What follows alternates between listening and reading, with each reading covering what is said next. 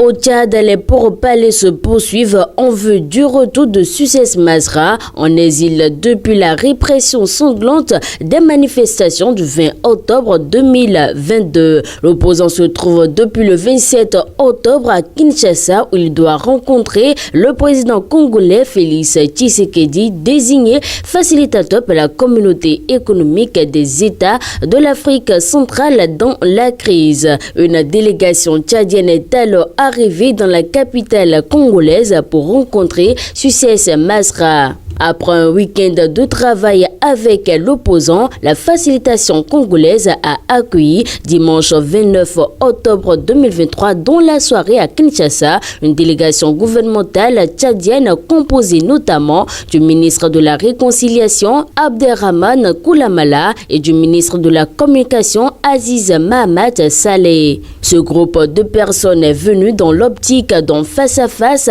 avec l'opposant prévu mardi en présence du facilitateur, le président congolais Félix Tshisekedi. C'est une première dans le processus de facilitation. Une étape décisive renchérit même une source proche du gouvernement. Nous n'avons jamais été aussi proches d'un accord, se félicitant à Kinshasa. Dans la capitale congolaise, on reconnaît toutefois que le mandat d'arrêt international émis à l'encontre de Sucès Masra constitue encore le dernier obstacle majeur à son retour.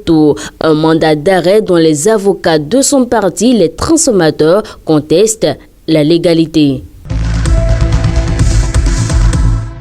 En Guinée, près de 2000 personnes sont victimes d'une escroquerie montée par Riche VIP et S-VIP. C'est au mois de juin 2023 que Riche VIP et S-VIP sont apparus en Guinée. Ces plateformes qui se présentent comme partenaires d'Amazon offrent un concept simple.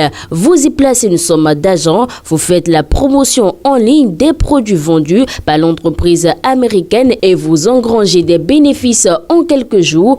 Encore plus si vous parrainez un proche, une escroquerie bien connue qui date d'un siècle, généralement appelée pyramide de Ponzi. Les deux plateformes peaufinent leur communication par des pubs télévisées et les investissements sont versés sur les services de paiement d'Orange. De quoi rassurer donc les citoyens investisseurs. Mais au moment de retirer leur argent, l'opération se révèle impossible. Ibrahim Souri Barry, en jeune cadre, est le président du collectif des victimes qui compte 1945 personnes. Il explique il y a des pères de famille qui ont invité leurs femmes, leurs enfants, leurs collègues. Beaucoup de ces personnes regrettent sincèrement. Les personnes derrière Riche VIP et S-VIP ont piétiné la vie des Guinéens, des pères et mères de famille, d'eurocadres. Certains ont même honte de s'afficher ou de dire qu'ils ont participé, car d'autres personnes pensent que l'on a été naïf. Ce n'est pas une question de naïveté. Certains facteurs nous ont réellement trompés. Il s'agit des médias. Ils ont utilisé nos proches pour nous piéger. Ils ont utilisé les services de la société Orange.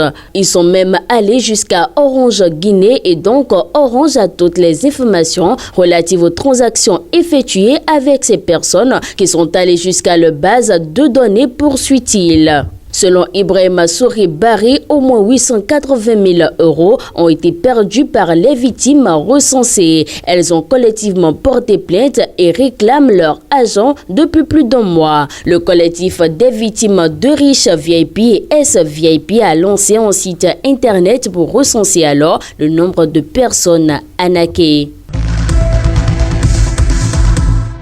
Le président de la transition gabonaise, Brice Clotaire Oligui Nguema, est rentré dimanche soir d'une mini-tournée qu'il a conduit successivement à Sao Tomé et Principe en Guinée équatoriale et au Congo-Brazzaville. Depuis l'étape à Malabo, Oligui Nguema est apparu pour la première fois en civil. Un changement de look très remarqué par les Gabonais. Malgré la canicule, les Gabonais étaient nombreux aux abords de l'aéroport de Libreville dimanche dimanche soir pour accueillir celui qu'ils appellent le libérateur ou le sauveur de la nation. Tous aux presses ont remarqué que durant ce périple, le président de la transition a fait ses premières apparitions officielles sans son uniforme militaire. Un changement qui suscite naturellement des commentaires. Si certains préfèrent le voir en tenue militaire, il est élégant pour d'autres. L'uniforme rappelle le coup d'État. Tenue militaire ou pas, les Gabonais rappellent leurs attentes.